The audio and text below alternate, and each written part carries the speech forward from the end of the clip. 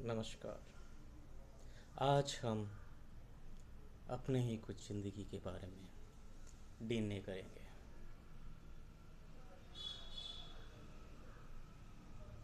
हम अपने ज़िंदगी में कुछ चीज़ें भूल जाते हैं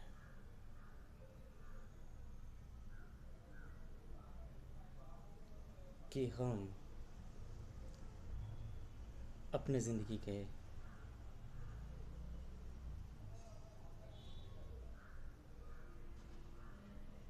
इस दुनिया के सिर्फ एक मेहमान हैं।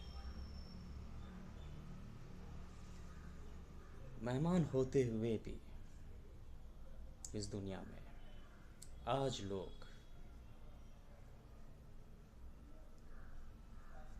पैसों के लिए इतने लोभी हो जाते हैं कि वो अपने संस्कार, अपने तौर तरीके सब भूल जाते हैं। वो सिर्फ कमाते हैं, कहते हैं कि मेरे बच्चों के लिए है, मेरे पोतों के लिए, जितना कमा सके उतना कमाते हैं। लेकिन ये भूल जाते हैं कि उनके हर दिन, हर पल, ज़िंदगी के हर कदम उनको आगे ले जा रही है। कहाँ ले जा रही है आगे? इस दुनिया में, इस ज़मीन में उन्हें आगे इस ज़मीन के अंदर ले जाने का रास्ता बता रही है। श्री कृष्ण ने ये गीता में भी कहा था कि आप सिर्फ इस दुनिया के एक विज़िटर हो। आप सिर्फ विज़िट करने के लिए आए हो, विज़िट करो, कुछ अच्छे कर्म करो और आप इस दुनिया से जा रहे हैं। क्योंकि वो खुद चले गए थे इस दुनिया से, वो अच्छा एग्ज़ाम्पल दे के गए हैं। लेकिन फिर भी कमाने के लिए लोग चोरी करते हैं, जैसे अपने टैक्स की चोरी चल रही है। काला धन इकट्ठा करते हैं, लेकिन किसके लिए? क्या करेंगे आप उसका? इतना सारा खाना धन करोड़ों में लेके जाके अपने घर में रख के उससे क्या खुशी मिलेगी आपको? बस यही कि मैंने अपने बाल बच्चों के लिए रखा है। लेकिन जब बच्चों की शादी हो जाती है, बहुत अच्छी बात है, बहू घर आती है, या नहीं तो दामाद घर आता है। आप ही लोग जो इतने करोड़ कमा रहे हैं, उनकी ज़िंदगी में एक कबाब में हड्डी बन जाते हैं। जैसे जैसे आपकी उम्र आगे बढ़ रही है, 50 से 60, 60 से 70, 70 से 80, जब आपकी ज़रूरत उनको नहीं होती है, क्योंकि आप सिर्फ उनके लिए परेशान हैं। किसी ओल्ड एज होम में कहीं ना कहीं आपको अपने से अलग ही रखना चाहेंगे, लेकिन वो अपने करीब नहीं रखेंगे। कहेंगे कि पापा जी मैं बहुत बिज़ी हूँ, मेरे बहुत काम हैं। आप एक बोझ बन के रह जाएंगे उनके ज़िंदगी में। लेकिन ये बात वो खुद भूल जाते हैं कि कल ये भी किसी के लिए बोझ बन जाएंगे, अपने बच्चों के लिए।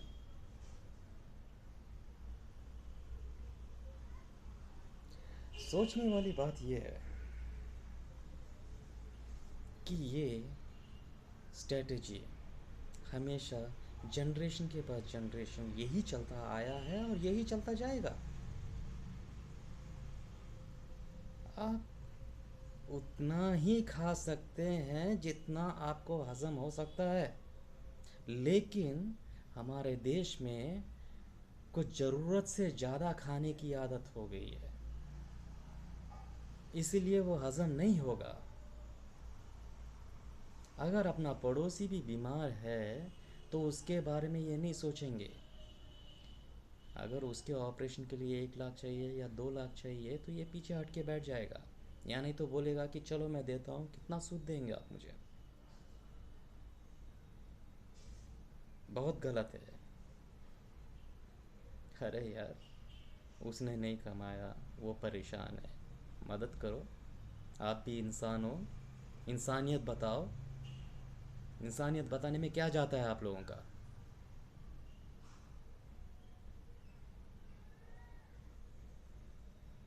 लेकिन नहीं, मैंने कमा लिया, इतना मैंने कमाया है, उतना मैंने कमाया है, मेरे 4 घर इधर है, 2 घर इधर है, एक फार्म हाउस है, वो है, ये है। ये तो बहुत सीना खोल के बोलेंगे, लेकिन किसी का मदद करने के लिए आपका दिल बहुत छोटा है। जिस दिन आपका दिल थोड़ा बड़ा होगा, उसी दिन आप आगे बढ़ेंगे। जैसे कि आप सोच रहे होंगे ये सब मैं किस लिए बोल रहा हूँ। मैं थोड़ा इमोशनल हो गया था। बोलने का रीज़न ये है, हमारे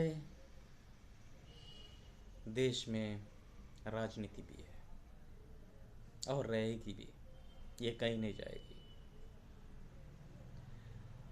ये भ्रष्टाचार एक कैंसर की तरह अपने पूरे देश में फैला हुआ है।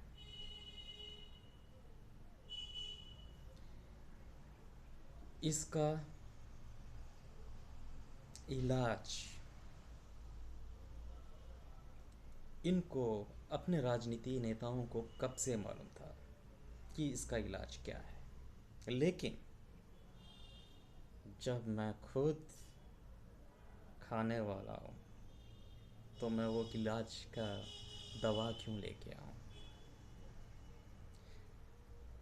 आज एक राजनीति ने इसका दवा लेके सामने आए, उसका विरोध हर राजनीतिक दल ने किया। कारण वो उनके दिल को मालूम है। हम नहीं कह सकते कि किस लिए विरोध कर रहे हैं। देखिए भाइयों, राजनीति की एक गंदी आदत, एक आदमी अच्छा काम करने आगे बढ़ता है तो उसके पीछे कहाँ से कौन से कोने से मैं गलती ढूंढ सकता हूँ, बस वही दिमाग में रहता है। और वो गलतियाँ ढूंढने में ही अपनी ज़िंदगी गंवाते हैं। उनके पैर में दर्द होगा, सर में दर्द होगा, लेकिन वो दर्द को भूल के भी सामने वाले की गलतियां ढूंढने में बैठे रहते हैं, जुटे रहते हैं। गलतियां मत ढूंढिएगा। हाँ, अगर कुछ गलत नज़र आया, अगर हमारे भाई ने कोई गलती की है तो उसे सुधारने की कोशिश करो। जाओ, बताओ कि ये प्रॉब्लम हुआ है भाई, इसका कैसे हल निकाले। उसे कहते हैं असली राजनीति। ये नहीं कि रोड में आके टॉय टॉय करे और लोगों को इकट्ठा करें, उसके लिए सभा बुलाएं और बंद करें। देश में फ़ायदा क्या होता है। आप जिस फ़ायदे के लिए, गरीब इंसान के फ़ायदे के लिए आप बंद बोलते हैं, वही गरीब इंसान उस बंद के वजह से सफ़र होता है। नाम गरीब इंसान का लेते हैं लेकिन अपने फ़ायदे का काम करते हैं। अपना फ़ायदा छोड़िए जी, लोगों का फ़ायदा सोचिए। अगर आप लोगों का फ़ायदा सोचते हैं, ये बंद के चक्कर में आगे इसके बारे में भी नहीं सोचते आप। मालूम है कितने लोग सफ़र होते हैं बंद करने से। उनके ट्रांसपोर्ट के लिए सफ़र होते हैं, बच्चों की पढ़ाई ख़राब होती है, उसके बारे में नहीं सोचते। जो चीज़ बैठ के आराम से बात करके सॉल्व किया जा सकता है, आप बैठना नहीं चाहते, बात नहीं करना चाहते, आप सिर्फ चिल्लाना चाहते हैं। सामने वाले की बात भी सुनिए और खुद भी बोलिए, उसे डिबेट कहते हैं। राज्यसभा में करोड़ों का पैसा खराब हो रहा है, किसके वजह से? आप लोगों के वजह से। आप बोलते हैं कि हम पैसा बचा रहे हैं। किस तरीके से बचा रहे हैं आप पैसे? और किसके पैसे हैं वो? आपके पैसे हैं, हम गरीब जनता के हैं।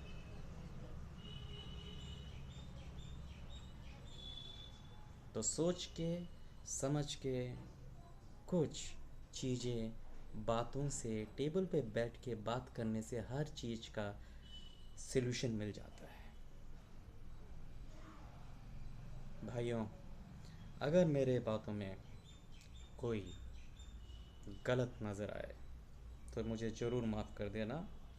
लेकिन मैं जो बोलता हूँ वो मैं नहीं बोलता, वो मेरा दिल बोलता है।